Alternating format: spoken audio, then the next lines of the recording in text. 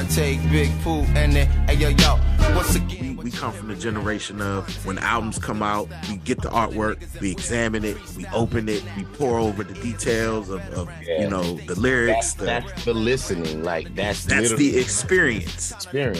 The experience of opening up our CD and viewing it had to go with the music.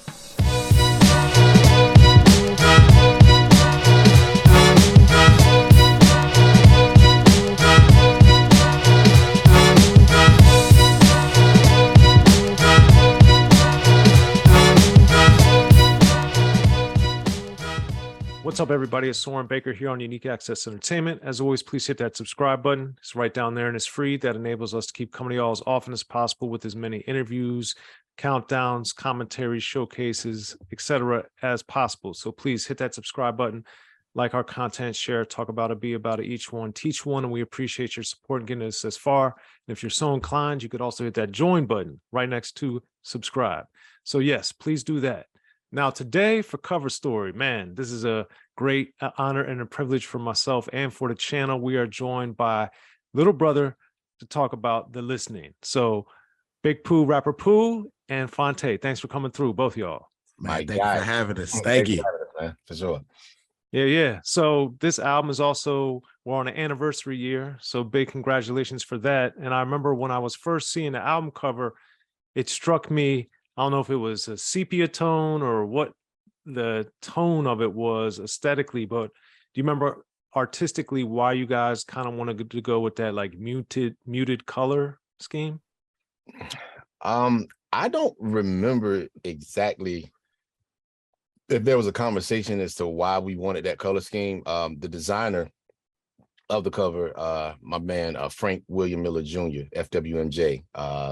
That's, you know, that shout out to him. That's my brother. We go back, you know, OK Player days, almost, you know, hell, 20 years at this point. You right. know, like straight up. So nah, man, shouts to my brother Frank, man. He just, that was just as we were kind of going back and forth and he was sending us stuff, because he would send stuff to me and then I would send it to the fellas. You know what I'm saying? I'd send it to Pooh and Knife. I'm like, all right, so what y'all think, you know what I mean? And then I would go back to him, we'd make changes, whatever.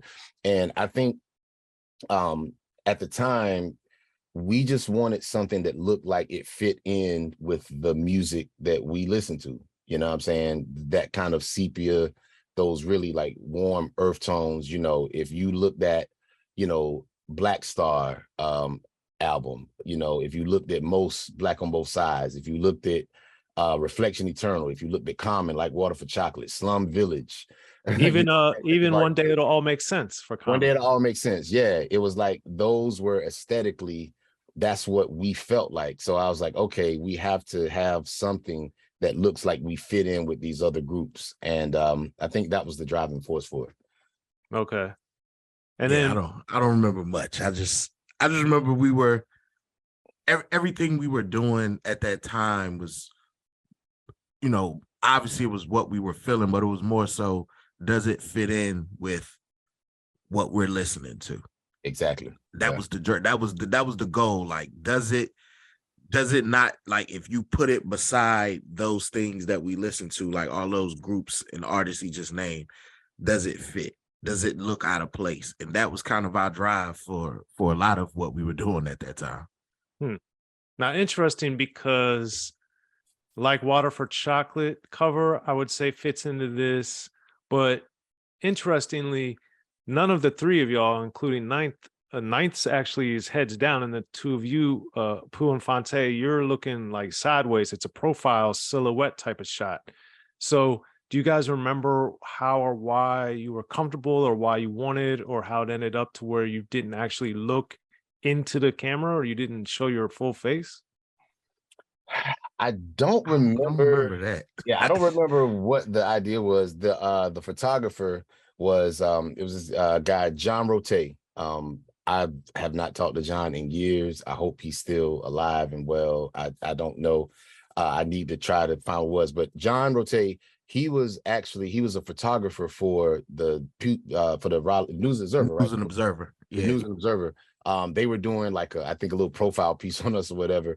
And so he took the pictures. And so then afterwards, when the piece came out, we saw him or whatever. He was like, hey, yo, man, we need to hit up John Rote, bro. Like, he need to take our press photos. You know what I mean?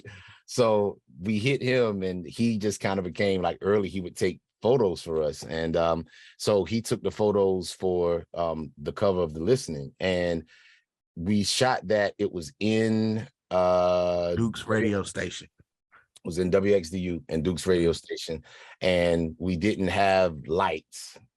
So, so we shot by the window because it was where the natural light was, you know what I mean? And so, so I think just what I can remember of that day, it was just us looking out the window, and we just wanted to go with what looked cool to us.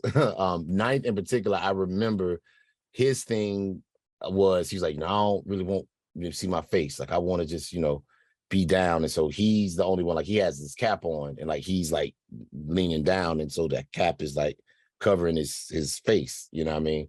So I think that was something, I remember that being particularly something that he wanted. But as for me and Pooh, yeah, we were just looking out the window and just trying to, I guess, look cool for what we thought would work for a rap album. My best blue steel. I also thought with the ninth, I was like, man, is this the Ghostface Killer? Like, he's not trying to show his face because he's I was like, what is going on? Yeah, I don't think he was on Ghostface levels. I mean, I won't speak for him, but I just remember at that time, that was for that photo. I remember that was a specific thing. He was like, I'm gonna have my head down so you don't really see my face. And he was like, all right. Yeah. And then with the headphones on the cover, was that just happened to be at the radio station then, and that just worked out that way, or was that a concept you guys had discussed? That was Frank. I was like, I think that was Frank. I think them headphones was photoshopped in. I don't even. Yeah, they weren't ours. We didn't own them. Yeah, we didn't have them type of headphones. Headphones we recorded The Listening on were not that nice. No. You guys were using your Walkman headphones? Bro, like damn near. Just about. With the little orange, the fucking orange pads on them. Shit. Yeah, bro. Nah, man. I remember getting the treatment back from Frank, and he just, he had the headphones by it, you know what I mean? And I just remember thinking, I was like, yeah, that looks right, you know what I mean? And like I sent it, I showed it to Pooh and Knife, and it was like, we all were just like, yo, that shit hard, you know what I mean? So but yeah, the headphones, they were not our headphones. We did not own a pair of headphones that nice. It was an artistic decision from Frank that we felt worked. It fit. It made sense to us.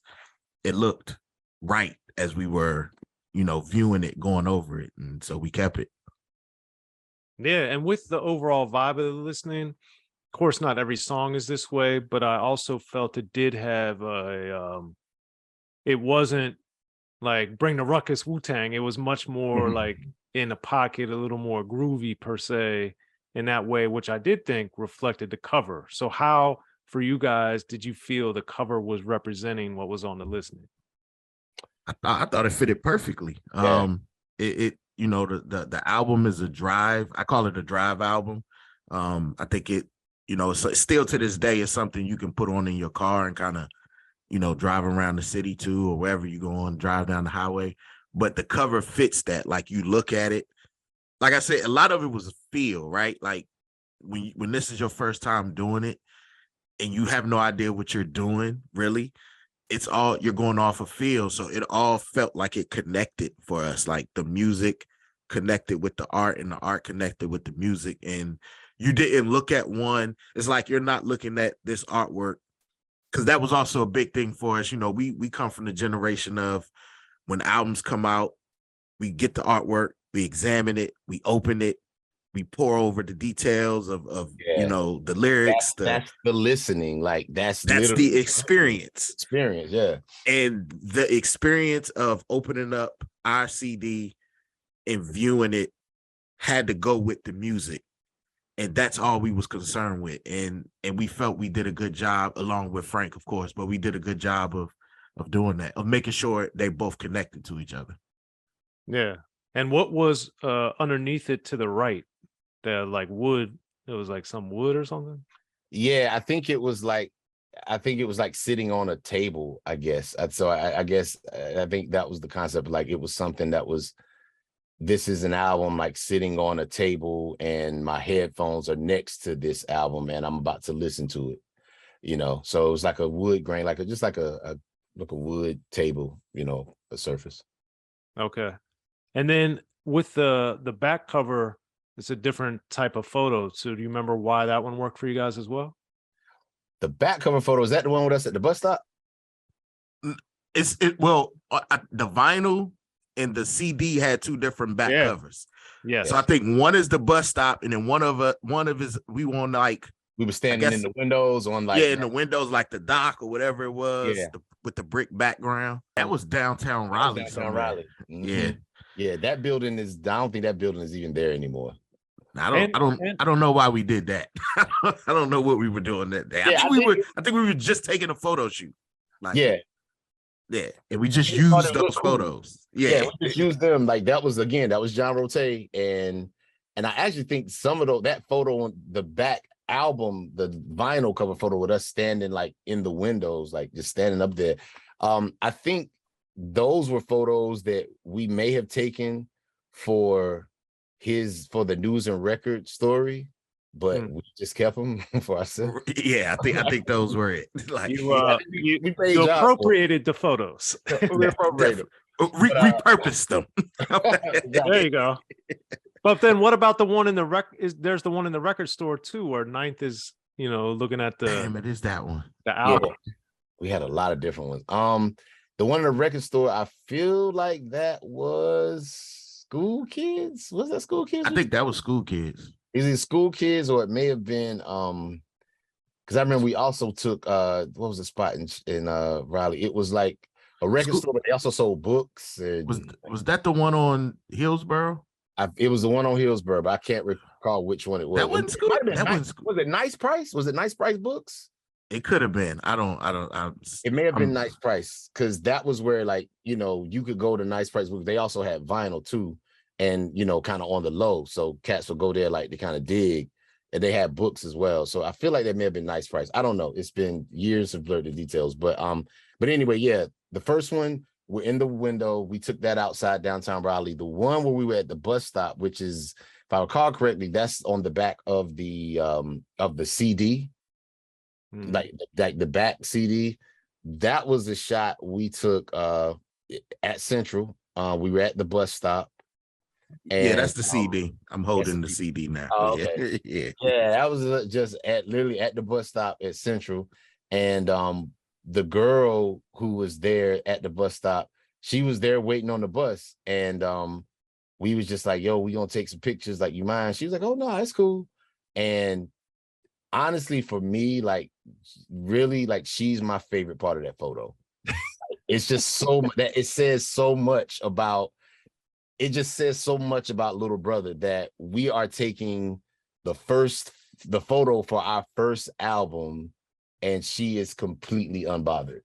Like, she could not whatever. Where is bus at? Where is bus at? That it is the perfect metaphor for what making your first album is. You're doing this thing that's so, you know, making you feel so alive, so amazing, and everybody else could care less. Like it's just so that ties nicely into whatever you say. Real. That's real. Whatever you say. You taking a photo for you? All right, whatever you say. She just didn't care. I thought it was beautiful. Clearly.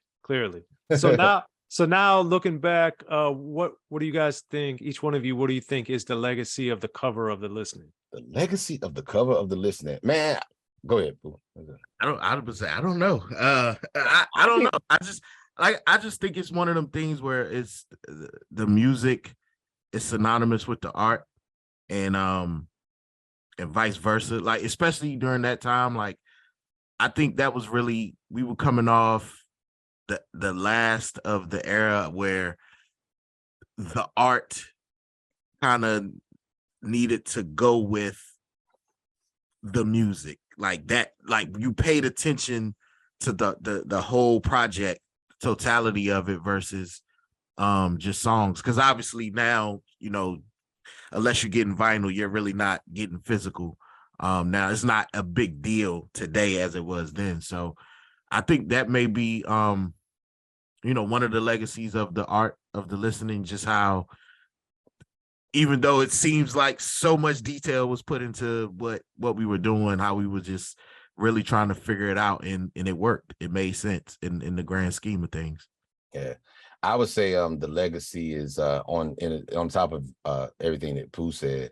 I just think, I really think of the legacy. It really takes me to the time of like looking at Frank, you know what I'm saying, and just looking at what he became, you know what I'm saying, in kind of the world like design. Like he ended up designing stuff for, like he did drum sets for Amir, like For the Grammys. he did stuff for the Grammys. Like, Frank is just kind of like this like genius, fucking like angry, fucking like ornery fucking guy that I love. You know what I'm saying? But the listening, that was, I don't go as far as say, I don't think it was his first cover, because he did things in for a group called Chaotix. Shout out to Chaotix. They was out of Houston.